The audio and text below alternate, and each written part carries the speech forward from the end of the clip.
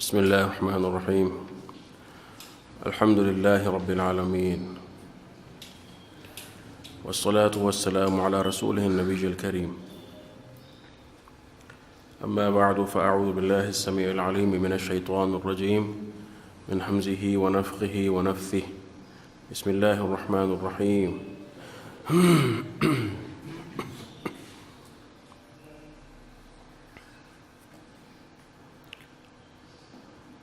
وإذا قيل لهم لا تفسدوا في الأرض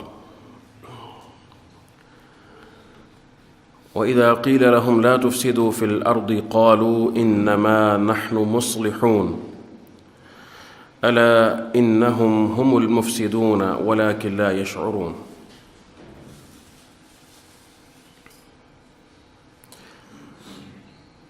سورۃ البقرہ کی آیت نمبر 11 اور 12 منافقین کی صفات کا ذکر چل رہا ہے، اور جیسا کہ ہم نے ذکر کیا تھا کہ یہ منافقین وہ تیسرا گروہ ہے جو قرآن کریم کے بالمقابل تشکیل پاتا ہے، اور قرآن کریم سے کیا رویہ اختیار کرنا ہے اس میں اللہ رب العزت کی سنت کے مطابق انسانوں کے طبقات بن جاتے ہیں۔ ایک متقون ہیں، مؤمنون، جو اس پر کما حق ہو ایمان لانے والے ہیں، اور دوسرے وہ لوگ ہیں جو اس کا صریح انکار کرنے والے ہیں، اور تیسری قسم کے لوگ یہ ہیں منافقین جو بظاہر تو اقرار کرتے ہیں کہ ہم اس کتاب پر اور اس کے محتویات پر ایمان لے کر آئے، لیکن حقیقت میں باطن میں انکار کرتے ہیں۔ ان کے دل مصدق نہیں ہیں، ان کے دل مؤمن نہیں ہیں، ایمان کے کلمات صرف ان کی زبان تک محدود ہیں، ان کا اثر ان کے دلوں میں موجود نہیں ہے۔ یہ خطرناک قوم ہے۔ منافقین کا جو گروہ ہے یہ اسلام کے لیے سب سے خطرناک ترین گروہ ہے، اور اس لیے اللہ رب العزت نے ان سے بچنے کا خصوصاً حکم دیا، اور اپنے نبی کریم صلی اللہ علیہ وسلم کو خبردار فرمایا۔ چنانچہ سورہ جمعہ کے اندر جیسا کہ آتا ہے فرمایا کہ وَإِذَا رَأَيْتَهُمْ تُعْجِبُكَ أَجْسَامُهُمْ وَإِن يَقُولُوا تَسْمَعْ لِقَوْلِهِمْ كَأَنَّهُمْ خُشُبٌ مُّسَنَّدَةٌ يَحْسَبُونَ كُلَّ صَيْحَةٍ عَلَيْهِمْ هُمُ الْعَدُوُّ فَاحْذَرْهُمْ۔ فرمایا یہ حقیقی دشمن ہے، ہم العدو، عدو کے اوپر ال لگا ہوا ہے جو حصر کے ساتھ بتاتا ہے کہ یہ منافقین دشمن ہے، حقیقتاً دشمن ہے، اور ان سے بچو، اس لیے کہ یہ اسلام اور مسلمانوں کی صفوں میں داخل ہیں، اندر موجود ہیں، اور جو داخل ہوتا ہے کسی جسم میں اس کو نکالنا، اس سے نجات حاصل کرنا مشکل ہوتا ہے۔ بسا اوقات اس سے نجات حاصل کرنے کے لیے جسم کو کاٹنا پڑ جاتا ہے، جبکہ جو خارج ہوتا ہے انسان کے بدن کے وہ معلوم ہے، اس سے نجات حاصل کرنا آسان ہے۔ تو اس لیے ان کا شر بہت خطرناک ہے اسلام اور مسلمانوں کے لیے۔ اس لیے اللہ رب العزت نے جہاں کفار کے بیان کو، ان کی صفات کو 2 آیات میں سمیٹ دیا ہے، ان کی صفات کو، ان کی 16 صفات کو تفصیل کے ساتھ بیان فرمایا ہے، جن کا سلسلہ جاری ہے۔ اور اس کے بعد پھر اللہ رب العزت نے 2 مثالیں بھی ذکر فرمائی ہیں ان کے لیے، ایک مثال مائی اور دوسری ناری۔ یہ 2 مثالیں اللہ رب العزت نے عطا فرما کر ان کے اوصاف کو کمال بلاغت کے ساتھ بیان فرما دیا ہے کہ ان کی حقیقت اور حیثیت کیا ہے۔ تو آج جو آیت مبارکہ ہمارے سامنے ہے اس میں ان کے مزید صفات کا ذکر ہے۔ فرمایا وَإِذَا قِيلَ لَهُمْ لَا تُفْسِدُوا فِي الْأَرْضِ، اور جب ان سے کہا جائے کہ زمین میں فساد مت کرو، زمین میں فساد مت کرو، قالوا انما نحن مصلحون، جواب میں کہتے ہیں کہ ہم تو صرف اصلاح کرنے والے ہیں، انما سوائے اس کے نہیں، نحن ہم، مصلحون اصلاح ہی کرنے والے ہیں، اور تو ہمارا کوئی فنکشن نہیں ہے ہمارے وجود کا، یعنی ہمارا طرز عمل تو مصلح کا طرز عمل ہے، ہم سے ہی کیوں کہا جا رہا ہے کہ فساد مت کرو۔ تو ان کے اس قول کے جواب میں اللہ رب العزت کا جو جواب آتا ہے وہ اس کے بعد انشاءاللہ تفصیل سے ذکر ہو جائے گا مزید کہ ان کے فساد کی صورتحال اور کیفیت کیا ہے.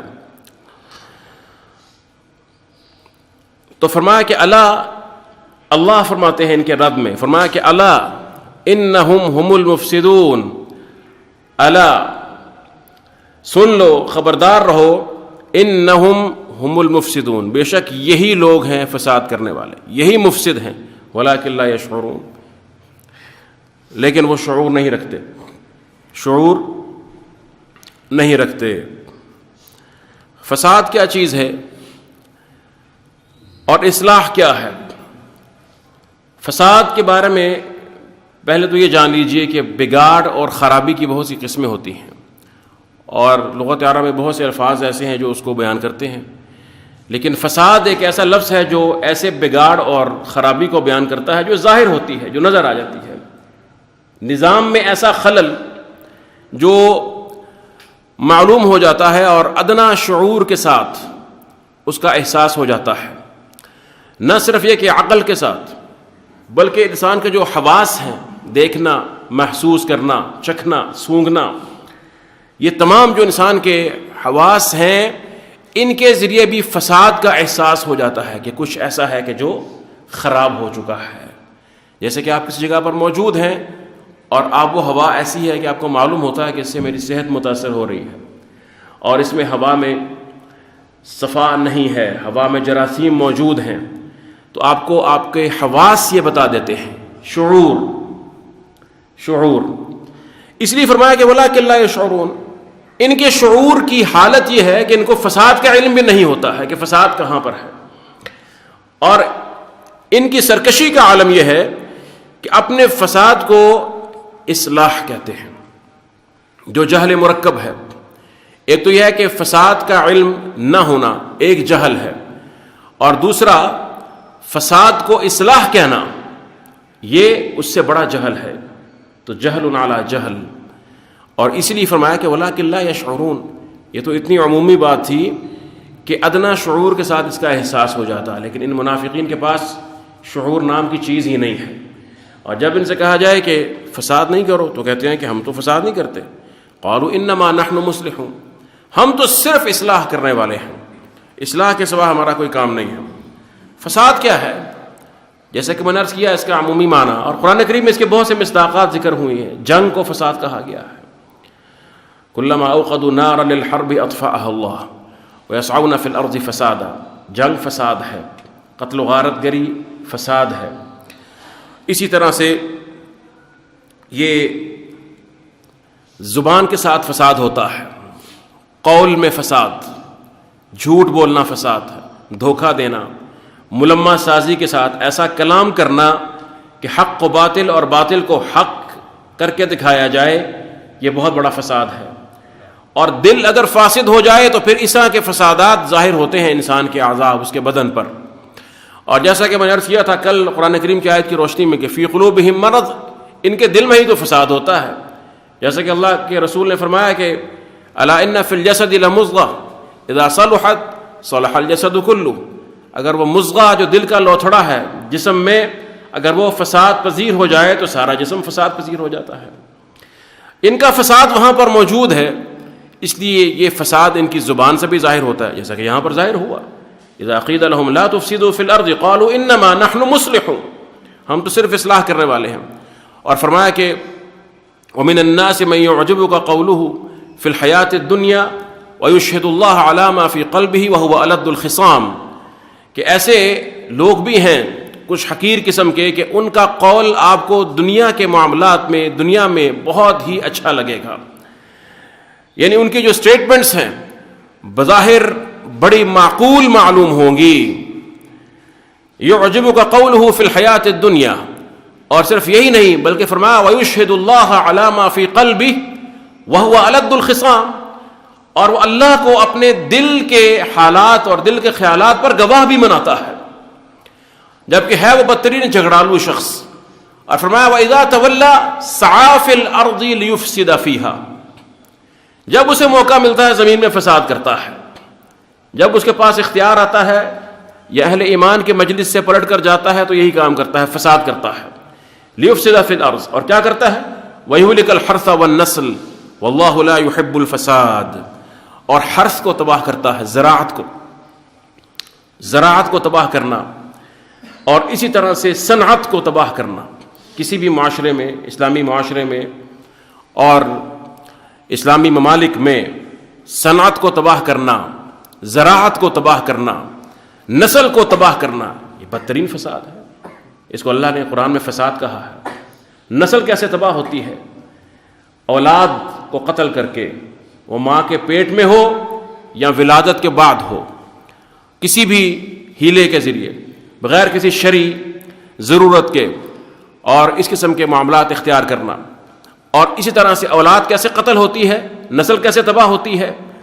ان کو تعلیم نہ دی جائے، صحیح تعلیم و تربیت نہ ہو، خاص طور پر دینی تعلیم و تربیت نہ ہو، ادب نہ سکھایا جائے، علم سے آراستہ نہ کیا جائے، اللہ رب العزت کی اپنے خالق اور مالک کی معرفت نہ ہو، اسلام کی خوبصورت معاشرت سے اس کو مزین نہ کیا جائے، اس کے حسن و سلوک کو، تو پھر یہ اولاد فساد بپا کرتی ہے، نسل تباہ ہو جاتی ہے. اسلام نے نسل کا تحفظ کیا ہے. اور اسی طرح سے پھر دیگر فسادات ہیں، فحاشی کا عام کرنا. جس معاشرے میں زنا عام ہو جائے، زنا کو بھی فساد کہا گیا ہے. زنا بہت بڑا فساد ہے. حرث و نسل کو تباہ کرنے میں زنا کا بہت بڑا کردار ہے، کیونکہ وہ ایسے تعلقات کو عام کرتا ہے جس میں خاندان وجود میں نہیں آتا، خاندان کا تقدس ختم ہو جاتا ہے. اور اس لیے یہ سب فساد کی صورتیں ہیں. جنگ و جدل چونکہ منافق مسلمانوں کے اندر موجود ہوتا ہے، تو ان کے راز جو ہے اہل اسلام کے یہ کفار تک پہنچاتا رہتا ہے. اور جیسا کہ میں نے آپ کو عرض کیا تھا کہ یہ منافقین ہمیشہ اسلام کی قوت کے موقع پر پیدا ہوتے ہیں، اور جب اسلام امت مسلمہ میں کمزوری ہوتی ہے، یعنی اسلام سے مراد یہاں مسلمان ہے، اسلام تو طاقتور ہی ہے جو اللہ کی طرف سے آیا ہے. جب مسلمان اور امت مسلمہ کمزور پڑتی ہے تو پھر منافق اپنے شر میں کھل کر، کافی حد تک کھل کر سامنے آ جاتا ہے، اور جتنا اسے خوف ہے اتنا چھپاتا ہے صرف اپنے کفر کو، وگرنہ اپنا کفر ظاہر کرتا رہتا ہے. تو آپ یہ جان چکے ہیں کہ کون کون جیسے مواقع تھے جب منافقین کا ظہور ہوا مدینہ میں.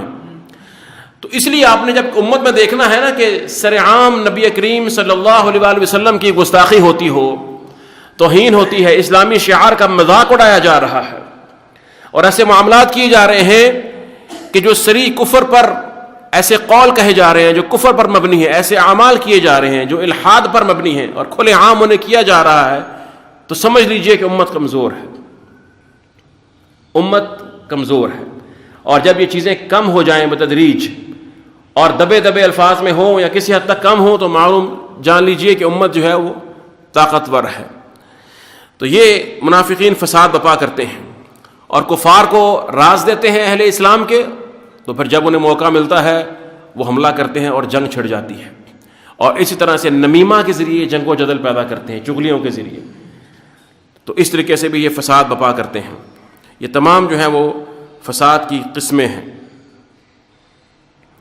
اس لیے فرمایا کہ الا انہم ہم المفسدون، الا انہم ہم المفسدون. منافقین نے کہا تھا کہ انما نحن مصلحون، مصلحون کے ساتھ ال لگا ہوا ہے، ال نہیں لگا ہوا. اللہ نے جواب میں کہا کہ الا انہم ہم المفسدون، وہاں پہ ال لگا ہوا ہے. ان دونوں میں فرق ہے. اللہ نے نہیں فرمایا الا انہم مفسدون، جیسے کہ وہاں تھا نا نحن مصلحون، الا انہم مفسدون، نہیں، الا انہم ہم المفسدون. یہ ال کی وجہ سے ہم درمیان میں آ گیا، ضمیر فصل ہے. الا انہم ہم المفسدون، یہ ال جو لگا ہوا ہے مفسدون پر، المفسدون اسے کہتے ہیں کہ قصر المسند. قصر المسند اصطلاح میں مطلب اس کا یہ ہے کہ مسند یعنی مفسد جو صفت ہے فساد بپا کرنے والی، یہ اب بند ہو گئی ہے ہم انہم کے اندر. ان لوگوں میں یہ صفت بند ہو گئی ہے کہ فساد اگر کہیں موجود ہے تو انہی کے اندر موجود ہے، ان سے باہر نہیں ہے. قصر الفساد علیہم، یہ فائدہ ہوا ہے اس ال کا. تو انہوں نے تو دعویٰ کیا تھا ایک تاکید دے کر کہ انما نحن مصلحون، تو اللہ نے کئی تاکیدات کے ساتھ رد فرمایا. سبحان اللہ، یہ ہے قرآن کی بلاغت کہ تمہیں لوگ تو فسادی ہو، تمہارے علاوہ فساد اور ہے کہاں پر یہ بتاؤ. تو کتنا بلیغ رد ہے. الا انہم ہم المفسدون. اور پھر صورتحال یہ ہے کہ کسی کو ایک ذہن میں سوال پیدا ہو سکتا ہے کہ جی اگر فساد تو ایک بڑی عام چیز ہے، بچہ بھی جانتا ہے، ایک جانور بھی جانتا ہے، زلزلہ آتا ہے، زمین کے نظام میں بگاڑ پیدا ہوتا ہے، جب گھٹائیں امڑ آتی ہیں اور آسمان سیاہ ہو جاتا ہے تو پرندے اور جانور بھی محسوس کر لیتے ہیں، شعور، فساد کا شعور ہوتا ہے نا ان کو بھی احساس ہو جاتا ہے. تو کوئی سوچ سکتا ہے کہ فساد تو اتنی عام چیز ہے، اور فساد کی میں نے عرض کیا کہ اس کی نیچر میں ہی ہے کہ وہ ظاہر ہوتا ہے، جو صورت نظر آتی ہے، باطنی بگاڑ کا نام نہیں ہے صرف. تو وہ سوال کر سکتا ہے کہ منافقین کو کس طرح سے اتنے لا علم ہو سکتے ہیں کہ ان کو معلوم ہی نہ ہو. تو اللہ نے جواب دیا وَلَٰكِن لَا يَشْعُرُونَ، کہ تمہارے اس شک کی کوئی وجہ نہیں ہے. تمہارے دل میں اگر کوئی ایسا سوال پیدا ہوتا ہے تو دور کر لو، اس لیے کہ ان کے پاس شعور ہی نہیں ہے. لیکن کا مطلب کیا ہے کہ اس سے قبل جو کچھ تمہارے ذہن میں سوالات اٹھے ہیں اس پہلو سے ان کو ختم کر لو، اس لیے کہ ان کے پاس شعور نہیں ہے. وہ شعور جو فساد کا ادراک کرنے کے لیے ضروری ہے اسے یہ محروم ہے. وَلَٰكِن لَا يَشْعُرُونَ. تو یہ منافق جو ہیں، یہ میں نے عرض کیا کہ یہ فسادی ہیں زمین میں، اور اس لیے یہ خطرناک بھی ہیں. جیسے کہ اللہ نے قرآن میں فرمایا هُمُ الْعَدُوُّ فَاحْذَرْهُمْ، یہ دشمن ہے، ان سے بچ جاؤ اور ان سے بچا لیجئے اپنے آپ کو، اس لیے کہ یہ خطرناک ہیں. ان کے اسی خطرناک ہونے کی بنا پر نبی کریم صلی اللہ علیہ وسلم جو ہیں، خصوصاً منافقین کا جو ظہور تھا اس دور میں، آپ کبھی بھی اپنے اجتماعات کو، اپنی مجالس کو اس طرح سے عام نہ رکھتے کہ ہر شخص داخل ہو جاتا. جو آپ کی خصوصی محافل اور مجالس ہوتی تو وہاں پر آپ کوئی نہ کوئی حارس، پہرے دار، نگران مقرر کرتے. جیسا کہ حدیث میں کہتا ہے، میرے سامنے وہ حدیث موجود ہے کہ آپ، حدیث مشہور ہے مختلف کتب حدیث میں، کہ آپ ایک باغ میں داخل ہوئے اور وہاں پر آپ نے پھر جو ہے وہ ایک حارس کو مقرر کیا کہ آپ دروازے پر پہرا دیجئے، اور آپ اس باغ کے اندر ایک کنواں تھا وہاں پر بیٹھ گئے. اور اسی اثناء میں ابو بکر صدیق رضی اللہ تعالیٰ عنہ تشریف لائے تو دروازہ کھٹکھٹایا تو حارس جو نگران مقرر کیا ہوا تھا اس نے سوال کیا، کہنے لگا کہ من ھذا، کون ہے؟ تو جواب آیا ابو بکر. فقلت یا رسول اللہ ھذا ابو بکر. تو وہ کہتے ہیں میں نے پھر اللہ کے رسول سے کہا کہ یا رسول اللہ صلی اللہ علیہ وسلم، ابو بکر تشریف لائے ہیں. فقال اذن لہ بشرہ بالجنہ، ان کو اجازت دے دیجیے اور جنت کی بشارت دے دو کہ یہ جنتی ہیں. پھر اس کے بعد عمر آئے، یہی سوال ہوا، دروازہ کھٹکھٹایا، پوچھا کون ہے؟ کہا عمر. کہا یا رسول اللہ عمر آئے ہیں. فرمایا اذن لہ وبشرہ بالجنہ، اجازت دے دو اور جنت کی بشارت دے دو. وہ بھی آئے اور یہ دونوں اصحاب آپ کے پاس آ کر اسی طرح جس طرح سے آپ بیٹھے ہوئے تھے اس کنویں کے اس کی سطح پر، اور آپ کی دونوں جو پنڈلیاں مبارک تھیں وہ آپ نے اندر لٹکائی ہوئی تھیں، تو یہ صحابہ بھی اسی طرح سے آ کر بیٹھ گئے. پھر اس کے بعد جو ہے وہ حضرت عثمان تشریف لائے اور پھر وہی چیز دہرائی گئی. فرمایا کہ ان کو اجازت دے دیجئے وبشرہ بالجنہ، اور جنت کی بشارت بھی دیجئے، اور یہ بتائیے کہ معہا بلا، کہ ایک مصیبت بھی ہے جو ان کو پہنچنے والی ہے. تو بہرحال محل استدلال یہ تھا، اس سے شاہد یہ ہے کہ آپ نگران مقرر کیا کرتے تھے، اور اسی وجہ سے کہ منافقین سے خطرہ تھا. جیسا کہ غزوہ تبوک میں انہوں نے چھپ کر آپ پر حملہ کرنے کی کوشش بھی کی، اور اس لیے آپ نے ان کے نام پھر اپنے ایک صحابی کو بتا دیے تھے، یہ منافقین. تو یہ ان کی سرشت میں ہے. وَإِذَا قِيلَ لَهُمْ لَا تُفْسِدُوا فِي الْأَرْضِ قَالُوا إِنَّمَا نَحْنُ مُصْلِحُونَ أَلَا إِنَّهُمْ هُمُ الْمُفْسِدُونَ وَلَٰكِن لَا يَشْعُرُونَ. أَلَا إِنَّهُمْ هُمُ الْمُفْسِدُونَ، 3 تأکیدات ہیں اس میں، وَلَٰكِن لَا يَشْعُرُونَ. پھر فرمایا وَإِذَا قِيلَ لَهُمْ آمِنُوا كَمَا آمَنَ النَّاسِ، اور جب ان سے کہا جائے کہ ایمان لاؤ جیسے کہ لوگ ایمان لے آئے، قالوا، تو کہتے ہیں انؤمن کما آمن السفہاء، کیا ہم اس طرح ایمان لے آئے جیسے کہ سفیہ بیوقوف لوگ ایمان لے آئے ہیں، جیسے کہ نادان لوگ ایمان لے کر آئے ہیں. وَإِذَا قِيلَ لَهُمْ آمِنُوا كَمَا آمَنَ النَّاسِ، الناس سے مراد یہاں پر کون ہے؟ محمد الرسول اللہ صلی اللہ علیہ وآلہ وسلم اور آپ کے صحابہ، یہی لوگ ہیں جو الناس میں شامل ہیں.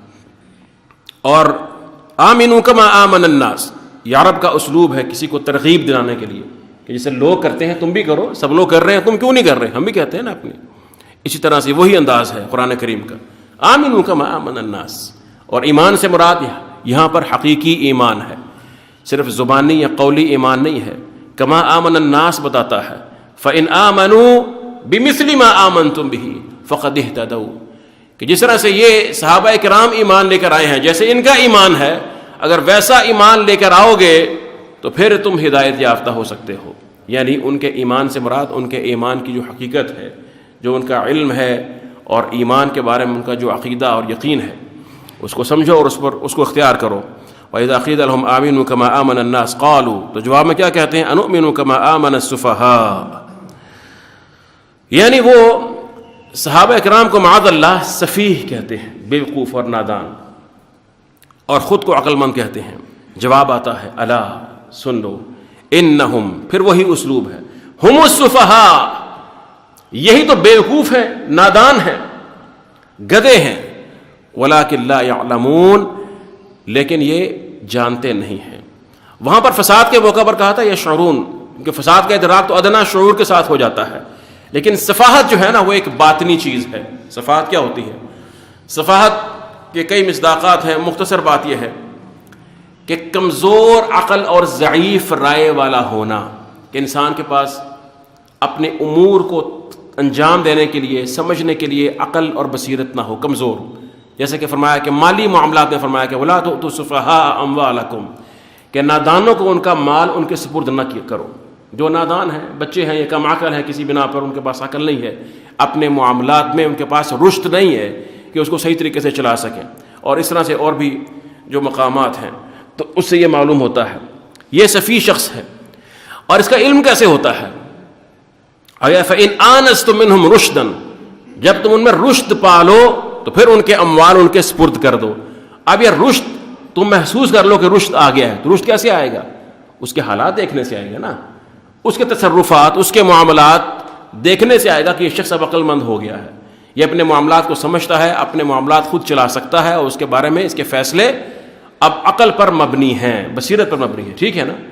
تو یہ صفح جو ہے ایک باطنی چیز ہے، اور ظاہر میں یہ معلوم ہوتی ہے علامات دیکھنے سے. علامات اس کی ظاہر میں ہوتی ہیں، اور انسان علامات کے ذریعے جان لیتا ہے کہ اس کے پاس ضعیف عقل ہے یا قوی عقل ہے، یہ سمجھدار ہے یا نادان ہے.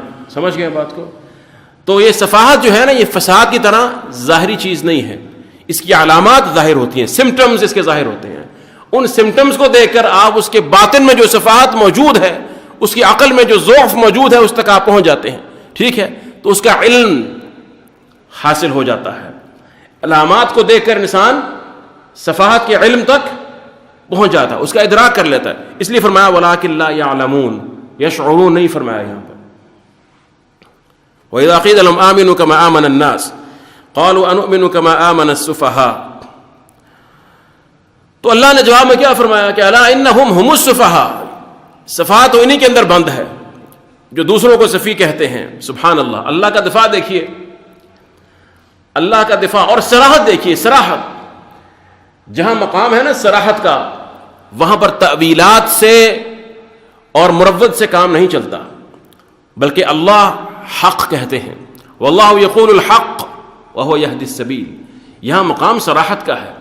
یہ منافقین اللہ کے رسول، صحابہ اکرام، اور اسی طرح سے پھر جو ہے وہ امت کے اولیاء کو، علماء کو سفیہ کہتے ہیں، اہل اسلام کو بیوقوف اور نادان کہتے ہیں، اپنے آپ کو عقل مند کہتے ہیں. تو اللہ نے صراحت کے ساتھ بتایا کہ اصل میں کم عقل اور نادان یہ لوگ ہیں، سفیہ یہی لوگ ہیں.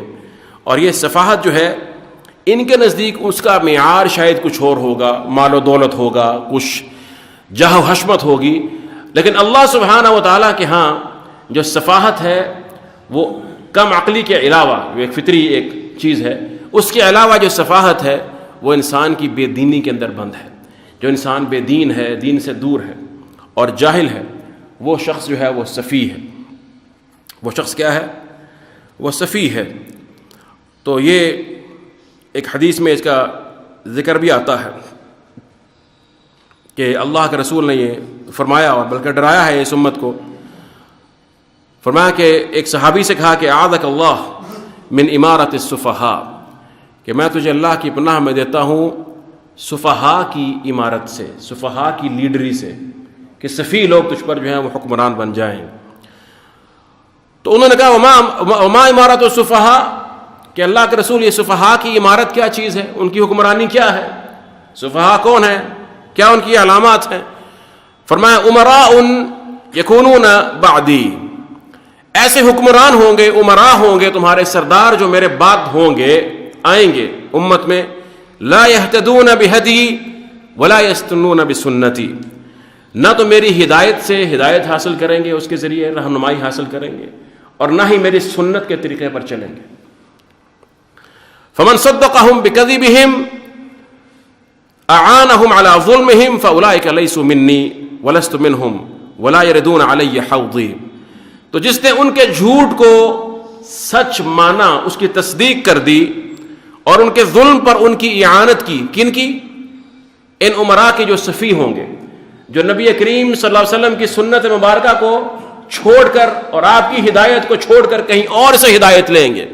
ان کو اللہ کے رسول نے سفی کہا ہے، یہ میں نہیں کہہ رہا، یہ کوئی بھی نہیں کہہ رہا، اللہ کے رسول نے سفی کہا ہے. وہ اپنے آپ کو خود کش بھی کہتا رہے، اللہ اور اللہ کے رسول کی نظر میں وہ سفی ہے جس کے پاس سنت کا، دین کا اور قرآنی ہدایت کا علم نہیں ہے. فرمایا کہ جو ان کی جھوٹ کی تصدیق کرے اور ان کے ظلم میں ان کی اعانت کرے، اس کا مجھ سے کوئی تعلق نہیں، نہ وہ مجھ سے ہے، نہ میں اس سے ہوں، نہ وہ میرے پاس قیامت کے روز حوض پر آ سکے گا. اور فرمایا کہ وَمَن لَّمْ يُصَدِّقْهُمْ بِكَذِبِهِمْ، اور جو ان کے جھوٹ کی تصدیق نہیں کرے گا، حق کو حق اور باطل کو باطل کہے گا، وَلَمْ يُعِنْهُمْ عَلَى ظُلْمِهِمْ، اور ان کے ظلم پر ان کی اعانت بھی نہیں کرے گا، فرمایا فَأُولَٰئِكَ مِنِّي وَأَنَا مِنْهُمْ، یہ مجھ سے ہیں اور میں ان سے ہوں. وَسَيَرِدُونَ عَلَيَّ حَوْضِي، یہ ہیں وہ لوگ جو میرے پاس حوض کوثر پر آئیں گے. سبحان اللہ، کتنی عظیم بشارت ہے. تو یہ جو صفات ہے یہ منافقین کے اندر بند ہے، ان کے پاس عقل نہیں ہوتی، منافق بے عقل ہے. اس لیے تو فرمایا کہ جہنمی کیا کہیں گے، لو کننا نسمع او نعقل ما کننا فی اصحاب السعیر، جہنمی کہیں گے کہ ہم اگر سنتے یا عقل رکھتے ہم یہاں پر نہ ہوتے. اور منافق تو جہنمیوں کی سب سے نچلی تہ میں ہے، ان المنافقین فی الدرک الاسفل من النار. مفہوم یہاں سے یہ مستنبط ہوتا ہے کہ سب سے بدترین عقل والا، عقل سے محروم شخص یہ منافق ہے، اس کے پاس بالکل عقل نہیں ہے، سفیہ ہے. اس لیے فرمایا الا انہم هم السفہاء ولکن لا يعلمون. اور پھر شیخ محمد بن صالح العثیمین نے ایک بڑا خوبصورت مصداق اور بھی بیان فرمایا ہے اسی انداز کو. فرمایا کہ ومن يرغب عن ملة ابراہیم الا من سفیہ نفسہ. سبحان اللہ، قرآن کی تعریف ہے نا صفات کی. فرمایا سورہ بقرہ میں آتا ہے کہ جو ملت ابراہیمی سے منہ موڑتا ہے وہ سفیہ ہوتا ہے. اس سے بڑا سفیہ کون ہو سکتا ہے؟ جو ملت ابراہیمی، اور ملت ابراہیمی کیا ہے؟ خالص توحید ہے، اللہ سبحانہ و تعالیٰ کا کلمہ، اللہ کے توحید. وَإِذَا قِيلَ لَهُمْ آمِنُوا كَمَا آمَنَ النَّاسُ قَالُوا أَنُؤْمِنُ كَمَا آمَنَ السُّفَهَاءُ أَلَا إِنَّهُمْ هُمُ السُّفَهَاءُ وَلَكِنْ لَا يَعْلَمُونَ. دیکھیے ایک چیز بار بار آ رہی ہے، اذا قیل لہم، اذا قیل لہم، جب ان سے کہا جائے، جب ان سے کہا جائے. کہنے والا کون ہے اس کا ذکر نہیں ہے یہاں پہ، کوئی بھی ہو کہنے والا، مراد یہ. اور اذا کے ساتھ بتایا کہ جب بھی کہا جائے، یہ نہیں کہ کچھ خاص اوقات ایسے ہوتے ہیں کہ جہاں پر یہ کامل ہدایت پر ہوتے ہیں، دیگر اوقات میں پھر ان کے اندر گمراہی پیدا ہو جاتی ہے. جب بھی کہا جائے ان کو، ان کا طرز عمل یہ ہے. اور کوئی بھی کہے، کہنے والا کوئی بھی ہو. اس لیے مسلمان کا طرز عمل اس کے بالمقابل، منافق کے بالمقابل مومن کا طرز عمل کیا ہوگا کہ وہ یہ نہیں دیکھتا کہ کون ہے کہنے والا، وہ دیکھتا ہے کہ کیا کہا جا رہا ہے. اگر وہ حق ہے تو اس کا دشمن بھی اگر اس سے کہتا ہے تو اسے قبول کر لیتا ہے اور اس پر عمل کرتا ہے. اور اسی طرح سے مومن حق کے مقابلے میں معاند اور سرکش نہیں ہوتا، جھک جانے والا ہوتا ہے. جب اسے حق معلوم ہو جائے تو وہ جھک جاتا ہے. جب اسے کہا جائے قال له ربه اسلم قال اسلمت لرب العالمین، یہ مومن کا طرز عمل ہے. اور اس لیے اللہ سبحانہ وتعالیٰ نے انہی دو رویوں کو بیان فرمایا ہے مومن کے اور منافق کے. سورہ توبہ میں فرمایا کہ مومن کی شان کیا ہے. فرمایا والمؤمنون والمؤمنات بعضهم اولیاء بعض، مومن مرد اور مومن عورتیں جو ہیں بعض کے اولیاء، گہرے دوست ہوتے ہیں، دل سے محبت کرنے والے ہوتے ہیں. تو کیا کرتے ہیں؟ فرمایا یأمرون بالمعروف وینہون عن المنکر، معروف کا حکم دیتے ہیں اور منکر سے روکتے ہیں، منع کرتے ہیں. یعنی کیا مطلب ہے کہ معروف کو اسٹیبلش کرنے میں، دنیا میں معروف کو نافذ کرنے میں ایک دوسرے کے معاون اور بازو بنتے ہیں، مرد ہوں یا خواتین ہوں، کیونکہ ان سب کی جہت کیا ہے اور ان کا قبلہ کیا ہے؟ صرف اللہ سبحانہ وتعالیٰ کی رضا. اور اس کے مقابلے میں فرمایا المنافقون والمنافقات بعضهم من بعض، یہ منافق مرد اور منافق عورتیں بعض سے ہیں، اولیاء نہیں فرمایا یہاں پر، کیونکہ دل سے یہ بھی ایک دوسرے کے دوست نہیں ہوتے. حسد، بغض، کیونکہ دنیا کی محبت ہے، اور جب دنیا کی محبت آتی ہے تو پھر باہمی اخلاص ختم ہو جاتا ہے. صرف اسلام کے بالمقابل یا مشترکہ مفادات پر اکٹھے ہوتے ہیں، ورنہ دل میں محبت کبھی نہیں ہوتی. تو فرمایا کہ یہ بعض میں سے ہیں، اور کرتے کیا ہیں؟ یأمرون بالمنکر وینہون عن المعروف، منکر کا حکم دیتے ہیں اور معروف سے روکتے ہیں. یہ اس کے برعکس چلتے ہیں. آپ نے محسوس کیا لا تفسدوا انما نحن مصلحون، آمنوا، وہ کہتے ہیں کہ انؤمن کما آمن السفہاء، تو اس کے ساتھ سرکشی والا اور تکبر والا رویہ جو ہے وہ اختیار کرتے ہیں. پھر فرمایا کہ وَإِذَا لَقُوا الَّذِينَ آمَنُوا قَالُوا آمَنَّا، وَإِذَا لَقُوا الَّذِينَ آمَنُوا قَالُوا آمَنَّا، اور جب وہ ملتے ہیں ان سے جو ایمان لے کر آئے تو کیا کہتے ہیں؟ قالوا آمنا، ہم بھی ایمان لائے، زبان سے فوراً کہہ دیتے ہیں. اور یہاں پہ زیادہ دعویٰ ذکر نہیں کیا گیا ان کا کہ بہت تکرار کے ساتھ بہت پرزور انداز میں بات کرتے ہو، نہیں، آمنا، کیونکہ وہ بھی جانتے ہیں کہ زیادہ دعویٰ کرنے سے انسان جھوٹا معلوم ہوتا ہے. اور منافق کے بارے میں یہ بات یاد رکھیے، منافق تشہیر ضرور کرتا ہے اپنے اعمال کی، نماز پڑھتا ہے اس کی تشہیر، میں نے نماز پڑھی تھی، فلاں مسجد میں پڑھی تھی نا، ادھر گیا تھا تو ایسے ہو. روزہ رکھتا ہے، اس کے بارے میں بتاتا ہے کہ آج دن بہت لمبا تھا. عمرہ کر رہا ہے، حج کرتا ہے، مطاف میں ہے، سعی کر رہا ہے، کچھ بھی ہے، ٹھیک ہے نا. اور ماشاءاللہ آج کل سوشل میڈیا اور ہمارے پاس یہ سب یہ ذرائع موجود ہیں مواصلات کے، ایک ایک پل کی خبر پوری دنیا کو پہنچا رہا ہوتا ہے. جیسے کہ لوگوں کو دکھانے کے لیے یہاں پہ آیا ہے، ان کے لیے آیا ہے عمل کرنے، اللہ کو نہیں دکھانا مقصود. اور مقصود یہ ہے کہ میرے ہر عمل سے لوگ واقف ہو جائیں. مراعات، ریا، سمعہ، بہت بڑی بڑی بیماریاں ہیں، اور یہ نفاق کی علامات ہیں. منافق کے اندر یہ بدرجہ اتم موجود ہیں. قالوا آمنا، ہم ایمان لے کر آئے. کہتے ہیں نا کہ اس نے کہا میں نے مان لیا، اس نے پھر کہا مجھے شک ہوا کہ جھوٹ بولتا ہے، اور اس نے قسم کھائی مجھے یقین ہو گیا کہ جھوٹ بولتا ہے. قالوا آمنا وَإِذَا خَلَوْا إِلَىٰ شَيَاطِينِهِمْ، اور جب وہ الگ ہوتے ہیں اپنے شیطانوں کی طرف، شیاطینہم، قالوا، کہتے ہیں انا معکم، بے شک ہم تو تمہارے ساتھ ہیں، انما نحن مستہزئون، ہم تو صرف مذاق کرتے ہیں، استہزاء کرتے ہیں، ٹھٹھا کرتے ہیں. اذا خلوا الی شیاطینہم، یہ جو مادہ ہے نا خا، لام اور واو، خلوف یا خلا بھی اسی سے ہے اور خلوت بھی اسی سے ہے. سبحان اللہ. اب ذرا قرآن کی بلاغت دیکھیے گا. اور یہ الہ کے بغیر بھی آتا ہے، لیکن یہاں پر الہ موجود ہے، اس کے ساتھ الہ بھی آ جاتا ہے، من بھی آ جاتا ہے، اور با بھی آ جاتا ہے. تینوں حروف آتے ہیں، اور بغیر حرف کے بھی آ جاتا ہے. تمام صورتوں میں معانی مختلف ہوں گے. یہاں پر حرف کے ساتھ آیا ہے، اور حرف کون سا ہے؟ الہ. تو مفہوم کیا ہے اس کا؟ مفہوم یہ ہے کہ اذا لقوا الذین آمنوا، اہل ایمان سے تو جب ملاقات ہوتی ہے کہیں سر راہ، اتفاقاً ملاقات ہو گئی کسی مجلس میں چلتے ہوئے کہیں، تو یہ کہا بھی ہم تو مومن ہیں، آپ پریشان نہیں ہو، ٹھیک ہے. وَإِذَا خَلَوْا إِلَىٰ، لیکن جب تخلیے میں ہوتے ہیں، تنہائی میں ہوتے ہیں، تو ان کی تنہائیاں جو ہیں وہ کہاں پر، یعنی اس کی جگہ کون سی ہے؟ ان کی تنہائیوں کی، ان کی تنہائیوں کا مکان اور مصدر اور مرجع کون سا ہے؟ وہ ان کے شیاطین ہیں. الہ یہ بتاتا ہے کہ اذا خلوا الى شیاطینہم، ان کا تخلیہ جب ہوگا نا تو تخلیہ گاہیں جو ہیں وہ شیاطین کے گھر ہوں گے. سبحان اللہ.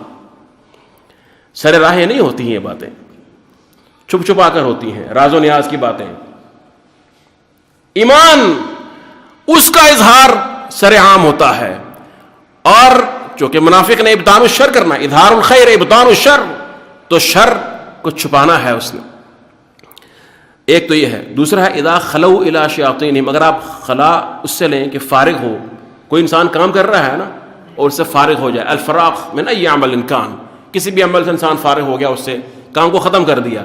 تو فرمایا جب کبھی کسی مجلس سے کسی کام سے یہ فارغ ہوتے ہیں، اذا خلو الی شیاطینہم، تو سیدھا ان کی دوسری مجلس کون سی ہوتی ہے؟ شیاطین.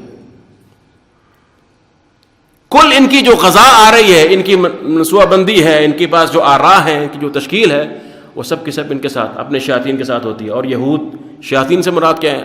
سرکش اور مارد، حد سے گزرا ہوا، خیر سے دور، شیطانہ سے ہے نا، جو خیر ہر طرح کی خیر سے دور ہے، اور سرکشی اور خیر سے بعد میں، دین سے بعد میں، اللہ کی نافرمانی میں بعد اختیار کرنے میں حد سے تجاوز کیا ہوا، وہ شیطان ہے.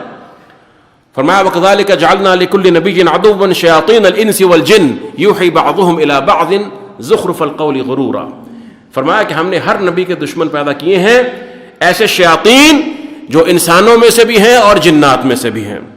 انسان اور جن میں سے، دونوں میں سے شیاطین ہیں جو سرکش ہوتے ہیں، اور یہ خیر سے بہت دور. ان کے سردار یہود میں سے بھی تھے، منافقین میں سے بھی تھے، مشرکین میں سے بھی تھے، اور شیطان تو پھر ہے ہی جو جنوں میں سے ہے. اذا خلوا الی شیاطینہم قالوا انا معکم، تو جب ان کے پاس یہ جاتے تو وہ پوچھتے کہ بھائی آپ تو کہتے ہیں کہ آپ مسلمان نہیں ہیں، لیکن آپ ان سے ملتے ہیں اور وہاں کہتے ہیں کہ آمنا آمنا کرتے رہتے ہیں.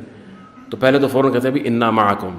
دیکھیے حقیقت میں ہماری معیت، ہمارا ساتھ تو آپ کا ہے، اصل میں ہم آپ کے ساتھ ہیں. ہماری ہمدردیاں، ہماری جہود، کوششیں اور ہمارا تعاون اصل میں آپ کے ساتھ ہے، تعاون نہیں ہے ان کے ساتھ. معیت کیا ہوتی ہے؟ یہی ہے نا، اہل ایمان کی معیت کس کے ساتھ ہے؟ اللہ رب العزت کے ساتھ. انا مع اللہ، اللہ کی معیت ہے. ان اللہ لمع المحسنین، اللہ محسنین کے ساتھ ہوتا ہے. لا تحزن ان اللہ معنا کلا ان معی ربی سیہدین. سبحان اللہ. مومن اللہ کی معیت تلاش کرتا ہے، اللہ کا ساتھ. اور جب اللہ رب العزت کی معیت مل جائے تو سب کچھ مل گیا، کیونکہ جب اس کی معیت کی بات ہوتی ہے تو اس کی ذات بھی ساتھ ہوتی ہے، اس کی صفات بھی ساتھ ہوتی ہیں، اور اس کی صفات میں نصرت بھی ہے، قوت بھی ہے، سم بھی ہے، بصارت بھی ہے. فرمایا اننی معکما اسمع و ارا، میں تم دونوں کے ساتھ ہوں، سن بھی رہا ہوں، تمہیں دیکھ بھی رہا ہوں. پریشان نہیں ہونا ہے، ٹھیک ہے. تو منافقین کہتے ہیں کہ انا معکم، ہماری معیت تمہارے ساتھ ہے. یہ تو ہو گیا نا، فوراً اس الزام کو دھویا کہ بھئی ہم مومن نہیں ہیں، تمہارے ساتھ معیت ہے، اطمینان رکھو. اب توجیہ کیا بیان کرتے ہیں کہ کیوں پھر یہ کہا؟ کہتے ہیں انما نحن مستہزئون، ہم تو صرف استہزاء کرتے تھے، سوائے اس کے نہیں کہ ہم صرف ٹھٹھا کرنے والے ہیں. ان کے ساتھ ہم مذاق کرتے ہیں اہل ایمان کے ساتھ، وگرنہ حقیقت میں ہمارے ایمان والی کوئی بات نہیں ہے. اللہ اکبر، کیسے کمزور ہیں یہ لوگ. قرآن کریم کی آیات میں عجیب اعجاز ہے. اذا خلو الی شیاطین نے کئی باتیں بتا دی ہیں. اذا خلو الی شیاطین نے بتا دیا کہ یہ خلوت کرنے والے منافقین بھی کتنے کمزور ہیں اور ڈرپوک اور بزدل ہیں کہ چھپ چھپ کر ملتے ہیں، مجالس سے جاتے ہیں. اور یہ بھی بتا دیا کہ ان کے سردار شیاطین بھی کتنے بزدل ہیں. ضعف الطالب والمطلوب، طالب بھی کمزور ہے، مطلوب بھی ضعیف ہے، دونوں چھپ کر کام کر رہے ہیں. اسی سے معلوم ہو جاتا ہے کہ حق پر کون ہے. جو حق پر ہوتا ہے اس کو اپنے آپ کو چھپانے کی ضرورت نہیں ہوتی. جو زبان سے کہتا ہے، اپنی تنہائی میں کہتا ہے، وہاں بھی اللہ کو جانتا ہے کہ اللہ سنتا ہے، دیکھتا ہے، اور مجلس میں وہ بات کہہ سکتا ہے، اور نفاق سے کام نہیں لیتا ہے. ایک تو یہ کمزوری ہے. دوسرا استہزاء کی بات ہے. منافق استہزاء کرتا ہے. کس کے ساتھ استہزاء کرتا ہے؟ اللہ نے قرآن میں فرمایا قل اب اللہ و آیاتہ و رسولہ کنتم تستہزئون. استہزاء کرتا ہے منافق اللہ کے ساتھ، اللہ کی آیات کے ساتھ اور اللہ کے رسول کے ساتھ، اور اسی طرح سے اہل ایمان کے ساتھ. جیسے یہاں پر ذکر ہے انما نحن مستہزئون، یہ مذاق اڑانے والے ہیں، ٹھٹھا کرنے والے ہیں، دل لگی کرتے ہیں. یہ منافقین جو اللہ اور اللہ کے رسول کے ساتھ استہزاء کرنے والے ہیں، اللہ کی آیات کا مذاق اڑانے والے ہیں. کوئی بھی شخص ہو جو استہزاء کرے، شریعت کا استہزاء کرے یا حاملین شریعت کا استہزاء کرے، وہ کافر ہے، دائرہ اسلام سے خارج ہے. یہ بات ذہن میں رکھیے. اللہ کا قرآن ہمیں یہ کہتا ہے، یہ اصول بتایا ہے قرآن کریم نے. یہ واقعہ مذکور ہے، عبداللہ بن عمر راوی ہیں کہ یہ منافقین غزوہ تبوک کی ایک مجلس میں انہوں نے یہ مذاق اڑایا. کس کا؟ قراء کا. جو اہل ایمان صحابہ کرام کے جو قراء تھے، عالم علماء تھے، تو کہتے ہیں کہ ما رأیت، ان میں سے ایک نے کہا، شریر نے، یہی عبداللہ ابن ابی رأس المنافقین، کہتا ہے ما رأیت مثل قرائنا هؤلاء لا ارغب بطونا ولا اکذب السنة ولا اجبن عند اللقاء، کہ میں نے نہیں دیکھا کہ اس قسم کی یہ جو قاری ہیں، ان کے علماء ہیں، کہ یہ پیٹ کے انتہائی بھوکے ہیں، اور کہتا ہے کہ زبان کے سب سے بڑھ کر یہ جھوٹے ہیں، اور جہاد اور قتال کے وقت سب سے بڑھ کر یہ بزدل ہیں. ان جیسا نہ بزدل دیکھا ہے، نہ بھوکا دیکھا ہے، اور نہ میں نے ان جیسا جھوٹا دیکھا ہے. یہ بات اس کی صحابی نے سن لی اور اس نے کہا کہ تو منافق ہے، جھوٹ بکتا ہے. میں اللہ کے رسول کو یہ بتاؤں گا. جب آپ کو اس بات کا علم ہوا، بتایا گیا، تو یہ بھاگا بھاگا آیا.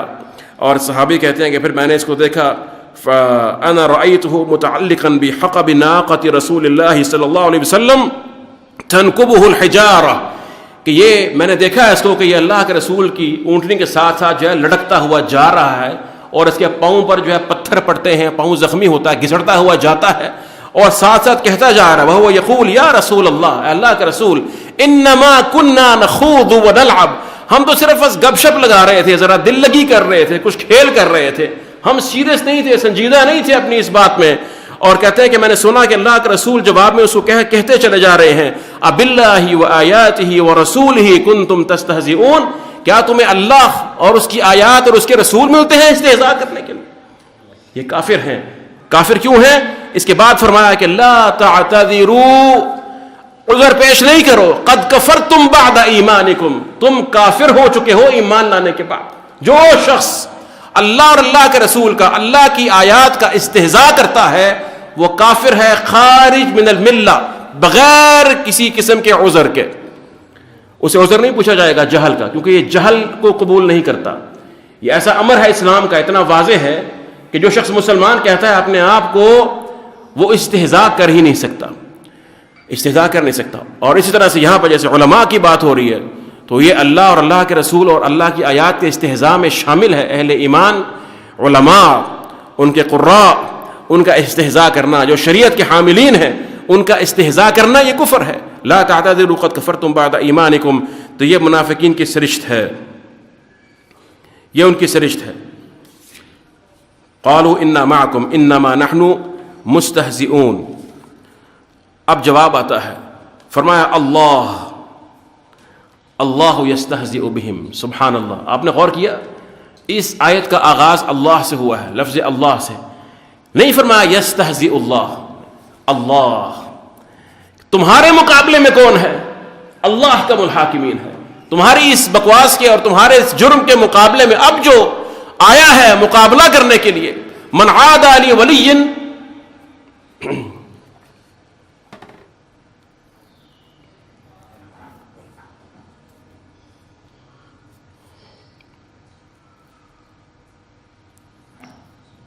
حدیث قدسی میں آتا ہے کہ جو میرے ولی سے دشمنی کرتا ہے، فقد آذنتہ بالحرب، میں اس کے ساتھ اعلان جنگ کرتا ہوں. اور فرمایا کہ ان اللہ یدافع عن الذین آمنوا، فرمایا کہ اللہ رب العزت دفاع کرتا ہے اہل ایمان کا، اللہ دفاع کرتا ہے. اور ان اللہ یدافع عن الذین آمنوا، وہ آیت وہاں پر ہے قرآن کریم کی، اور یہاں پر اسی آیت کی تشریح ہے. فرمایا اللہ یستہزئ بہم، اللہ ان کے ساتھ استہزاء کرتا، اللہ مذاق کرتا ہے. وَيَمُدُّهُمْ فِي طُغْيَانِهِمْ يَعْمَهُونَ، اور وہ ان کو بڑھا دیتا ہے اپنی طغیانی میں، یہ سرکشی میں سر مارتے پھرتے ہیں، حیران و سرگرداں ہیں. اور یعمہون، عمہ، ایک عمہ ہوتا ہے، عما بھی اندھا پن ہے، دل کا ہو یا آنکھ کا ہو، علم سے بے بہرا ہو جانا، اور ایک عما ہے، عما جس کے آخر میں ہا آتا ہے. یہ شک، تردد، اندھا پن اور حیرت کی آخری سٹیج ہے اور آخری منزل ہے. یعنی شروع میں شک ہے، پھر تردد ہے، پھر حیرت ہے، اور آخر میں عما ہے. عما وہ اندھا پن ہے جو انسان سے بصیرت کے تمام راستے چھین لیتا ہے، اور اسے کچھ بھی حق کی بات نظر نہ آ سکتی ہے، نہ آتی ہے، نہ سجھائی دیتی ہے، حتیٰ کہ اپنے دنیاوی فائدے کو بھی نہیں پہچان سکتا ہے، کیونکہ اللہ کا عذاب ہے نا. اللہ یستہزئ بہم ویمدہم فی طغیانہم یعمہون. فرمایا کہ اللہ ان کو بڑھا دیتا ہے ان کی سرکشی میں، ہر طرح کے جرم میں. یہ اللہ کا عذاب کتنا سخت عذاب ہے. اللہ کے اس سے بڑا عذاب دنیا میں کیا ہو سکتا ہے کہ اللہ شخص کی نافرمانی، طغیان، عصیان، کفر، سرکشی کو بڑھا دے. اللہ اکبر. اس سے بڑا عذاب کیا ہو سکتا ہے. اللہ استہزاء کرتے ہیں. کچھ علماء نے، یعنی کچھ لوگوں نے اس کی تعویل کی کہ اللہ کے استہزاء سے مراد اللہ کا عذاب ہے، فلاں ہے، فلاں ہے. لیکن ہم کہتے ہیں کہ یہ درست نہیں ہے. قرآن کریم میں اللہ سبحانہ و تعالیٰ کی جو صفات بیان ہوئیں اور جس انداز میں بیان ہوئیں اس کو اپنی حقیقی معنی میں رکھنا چاہیے. اللہ استہزاء کرتے ہیں، لیکن کیا اللہ کا اسم ہے مستہزی، استہزاء کرنا؟ نہیں. اللہ کا اسم حسن نہیں ہے. اللہ سبحانہ و تعالیٰ کی صفات کی اقسام ہیں. اللہ سبحانہ و تعالیٰ کی صفات کی اقسام ہیں. اللہ کے اسماء، یعنی میں جو بات کرنا چاہ رہا ہوں یہاں پر وہ خاص طور پر اسماء، کیونکہ اسماء کا باب جو ہے وہ خاص ہے. صفات کا جو باب ہے وہ اسماء کے بارے میں کچھ عام ہے، اس میں وسعت ہے اس میں. اور پھر خبر آتی ہے، اللہ کے بارے میں خبر دینا، اخبار، اس کا باب سب سے وسیع ہے. اسماء اللہ کے اسم یاد رکھ لیجئے یہ قاعدہ کہ اللہ کا اسم وہی ہے جو قرآن و سنت میں وارد ہوا ہے. جو قرآن و سنت میں بطور اسم ثابت ہے اور وارد ہوا ہے، اسی کو اللہ کا اسم مانا جائے گا. اور وہی وہ اسم حسن ہے کہ جس کے بارے میں اللہ نے قرآن میں فرمایا کہ وَلِلَّهِ الْأَسْمَاءُ الْحُسْنَى فَادْعُوهُ بِهَا. خود سے آپ اسم نہیں گھڑ سکتے. جیسے یہاں سے کوئی شخص کہے جی اللہ استہزاء کرتا ہے تو میں کہوں یا مستہزی، یا مستہزی، نہیں. ٹھیک ہے. تو اللہ کی صفات کی، اللہ کے اسماء، ان کی اقسام ہیں. ایک تو اللہ سبحانہ و تعالیٰ کے اسماء ہیں جن میں مطلقاً خیر ہے، مطلقاً خیر اور حسن ہے، کسی بھی طرح سے ان میں کسی قسم کا نقص نہیں ہے. جیسا کہ الرحمن، الرحیم، الغفور، السمیع، البصیر، اس طرح کے جو اسماء ہیں یہ صفات پر بھی دلالت کرتے ہیں اور اللہ کے اسماء حسنہ بھی ہیں. اللہ کے اسماء توقیفی ہیں نا، توقیفی، جیسے آگے ویسے ہی ماننے ہیں. اور ایک اللہ کی اسماء جو ہیں وہ ایسے ہیں کہ جو کسی کے بالمقابل آتے ہیں، یا اللہ کی صفات ایسی ہیں جو کسی کے بالمقابل، انہیں صفات المقابلہ کہا جاتا ہے. جیسے آتا ہے انہم یکیدون کیدا واکید کیدا ومکروا ومکر اللہ. اور فرمایا کہ یہ انما نحن مستہزئون اللہ یستہزئ بہم. تو ان کے استہزاء کے مقابلے میں اللہ کا استہزاء ہے، اور ان کے قید کے مقابلے میں اللہ کا قید ہے. ومکروا ومکر اللہ، ان کے مکر کے مقابلے میں اللہ کا مکر ہے. ان صفات کو آپ نے اسی طرح سے مقید انداز میں ہی بیان کرنا ہے، مقابلے کے ساتھ ہی بیان کرنا ہے کہ اللہ ماکر ہے اس کے ساتھ جو اللہ کے ساتھ مکر کرتا ہے، اللہ اس سے مکر کرتا ہے. اور اللہ اس کے ساتھ قید کرتے ہیں جو اللہ کے ساتھ قید کرتا ہے. ٹھیک ہے. ان کو آپ نے مطلق نہیں مانا کہ اللہ قید کرنے والے ہیں، اللہ ماکر ہیں، والعیاذ باللہ من ذالک، اللہ مستہزی، اس طرح سے نہیں کہنا. ان صفات کو اور ان اسماء کو جس طرح سے یہ آئے ہیں ان کو اسی طرح سے اسی مقید انداز میں جو ہے اقتران کے ساتھ بیان کیا جائے گا اور ان کو بولا جائے گا اور پڑھا جائے گا. اور اس کے علاوہ جو اسماء مطلقاً ہر طرح کا جس میں حسن ہے وہ ویسے ہی آئیں گے علی الاطلاق، جیسے کہ الرحمن، الرحیم، الغفور. اور پھر اللہ کی کچھ صفات ایسی ہیں کہ جو بطور صفت ثابت ہیں مگر ان سے اسم مشتق ہم نہیں کریں گے خود سے. جیسے کہ اللہ کلام فرماتے ہیں یا نہیں، اللہ کا کلام کرنا، وکلم اللہ موسیٰ تکلیما، لیکن خود سے آپ متکلم اسم نہیں گھڑ لیں گے کہ یا متکلم، یا متکلم. ٹھیک ہے. اس جیسے وارد ہوا ہے فعل کی صورت میں، وصف ہے، صفت ہے، اس کو اسی انداز میں آپ اس کو جو ہے وہ بیان کریں گے. اور اسی طرح سے اللہ ارادہ فرماتے ہیں یا نہیں، انما امرہ اذا اراد شیئا ان یقول له کن فیکون، اللہ ارادہ فرماتے ہیں تو اللہ کو یا مرید نہیں کہنا کہ خود سے آپ اسم جو ہے مشتق کر لیں اور اس اسم کے ذریعے پھر آپ اللہ سے مانگنا شروع کر دیں کہ اس میں حسن ہے. نہیں، ارادہ بطور فعل وارد ہوا، بطور صفت وارد ہوا، لیکن بطور اسم وارد نہیں ہوا. اور اللہ کے اسماء توقیفی ہیں، ان میں ہم نے وقف کرنا، رک جانا ہے. جو اسم آ گیا اللہ کے اسم حسن کی صورت میں کتاب و سنت میں، بس وہی اسماء ہے، خود سے نہیں گھڑنا ہے. ٹھیک ہے، تو بس یہ کچھ اس کے بارے میں ایک عقیدے کا ایک پہلو تھا. جیسے کہ منافقین کے بارے میں آتا ہے کہ ان المنافقین یخادعون اللہ وهو خادعهم، منافقین اللہ کو خدا کرتے ہیں، اللہ ان کو خدا کرتے ہیں ان کے مقابلے میں. اور پھر یہ خدا اللہ کا حقیقی ہے، صحیح معنی میں خدا ہے. یہ نہیں کہنا کہ خدا سے مراد اللہ کا عذاب ہے یا کچھ اور، نہیں، خدا کا جو حقیقی معنی ہے یہ اپنی حقیقی معنی کے ساتھ ہی مانا جائے گا. البتہ یہ صفت مقابلے کی ہے اور اس کو اسی انداز میں لیا جائے گا.